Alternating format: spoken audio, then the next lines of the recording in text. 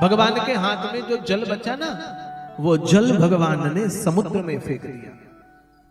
श्राप लगा इंद्र को, इसलिए जल के मंथन से समुद्र में वो जल, कुपित जल गिरने के कारण मंथन शुरू हुआ। समुद्र देव घबराए, ये क्या है? तो श्री समुद्र देव ने जल के, भगवान अश्व के जल को पुत्र में परिवर्तित कर दिया। जल से प्रकट हुआ, वो समुद्र देव ने प्रकट किया, इसलिए उसका नाम पड़ा जलंधर। जलंधर, जलंधर नाम का दैत्य हुआ। भगवान शिव के नेत्र के क्रोध जल से प्रकट हुआ। जलंधर ने तप किया, भगवान को प्राप्त किया जलंधर ने, और भगवान से आशीर्वाद रूप में वरदान प्राप्त किया कि प्रभु मेरी मृत्यु तब ही संभव हो सके जब मेरी पत्नी पतिव्रत धर्म को त्याग दे। मेरी पत्नी पराये पुरुष का कभी दर्शन ही ना करे, पराये पुरुष के प्रति उसकी भावना जागृत ना हो, मेरे अतिरिक्त वो किसी को देखना ना चाहे, और वो पतिव्रत धर्म का निर्वहन करे। जिस दिन मेरी पत्नी का पतिव्रत धर्म नष्ट होगा, उसी दिन मेरा वध होगा। ये कारण जाना, और श्राप के कारण इंद्र का लोक छीन लिया जलंधर ने। श्राप के कारण जलंधर ने इंद्र लोक छीना। शिव की भक्ति करने वाला जलंधर जब राज्य वैभव संपदा प्राप्त करने लगा तो भूल गया कि शिव ही शक्ति है, और शिव की शक्ति पार्वती के ऊपर कुदृष्टि डाल दी जलंधर ने। कुदृष्टि से देखने लगा श्री जलंधर। जलंधर ने कुदृष्टि से देखा तो भगवान शिव से भीषण युद्ध हुआ जलंधर का। परास्त नहीं कर पाए, क्योंकि जब तक वृंदा का पातिव्रत धर्म नष्ट नहीं होगा तब तक संभव नहीं है। भगवान विष्णु का आवाहन किया, और विष्णु को जलंधर का भेष धारण करना पड़ा। वृंदा के पास गए भगवान विष्णु, और भगवान विष्णु को जलंधर देखकर वृंदा जैसे ही आगे बढ़ी, पराये पुरुष को देखा, आरती की थाल उठाई।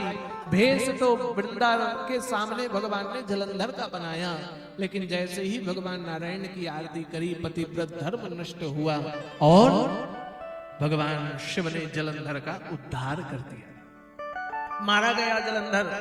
भगवान विष्णु ने भेष बदला, स्वयं अपने रूप पर आए। जलंधर के मरने की खबर वृंदा के पास आई। क्रोधित हो गई वृंदा, हे नारायण, तुमने मेरा छल किया है, तुमने मेरा पतिव्रत धर्म नष्ट करके तुमने मेरे पति का अंत किया। तू पाषाण हृदय वाला हो गया, इतना कठोर, जो मेरी पति का अंत करने का माध्यम बना। मैं तुझे श्राप देती हूं, तू देह में नहीं, तू पत्थर का बन जा। भगवान पत्थर के बन गए। तब से भगवान शालिग्राम कहलाए, प्रभु शालिग्राम बने। भगवान ने वृंदा को श्राप दिया, हे वृंदा, तू भी जड़ जैसी हो गई, तेरी मति नहीं है।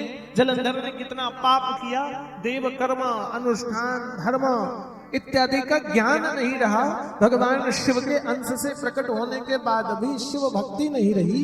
मैं तुझे श्राप देता हूं, तुमने बिना जाने अनजाने मुझे श्राप दिया, तू भी वृक्ष बन जा, पौधा बन जा।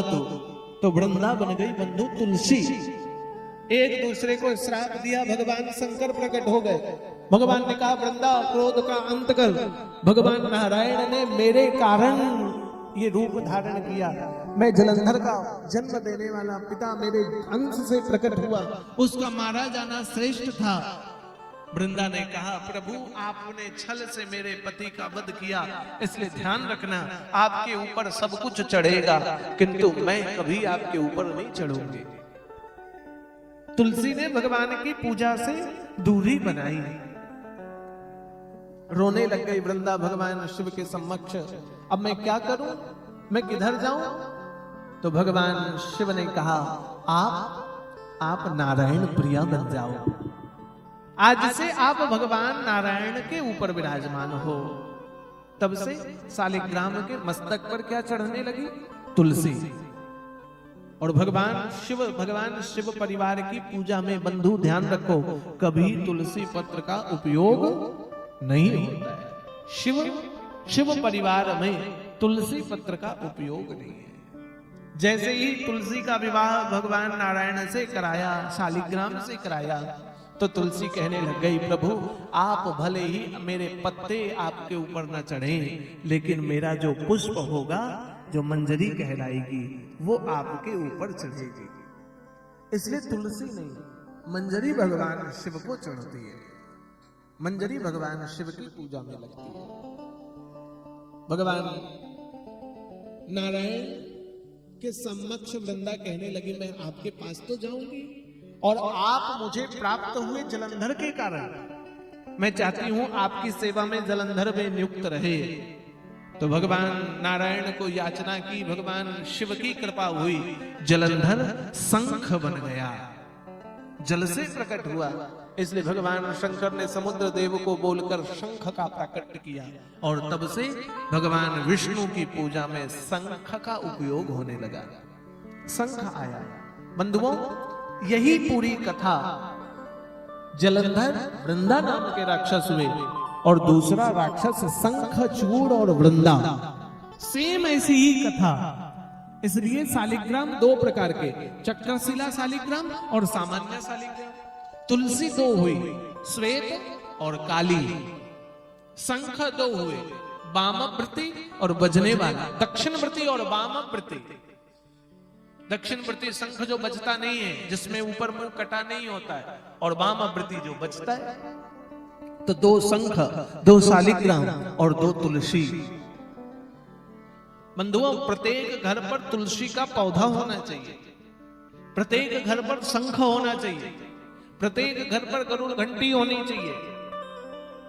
जिस घर पर घंटनाद ना हो, जिस घर पर शंखनाद ना हो, जिस घर पर तुलसी ना हो, वो घर नहीं, वो घर शमशान कहलाता है, जिसमें तुलसी नहीं है, जिस घर पर घंट और शंख ध्वनि ना हो। इसलिए शंख हो।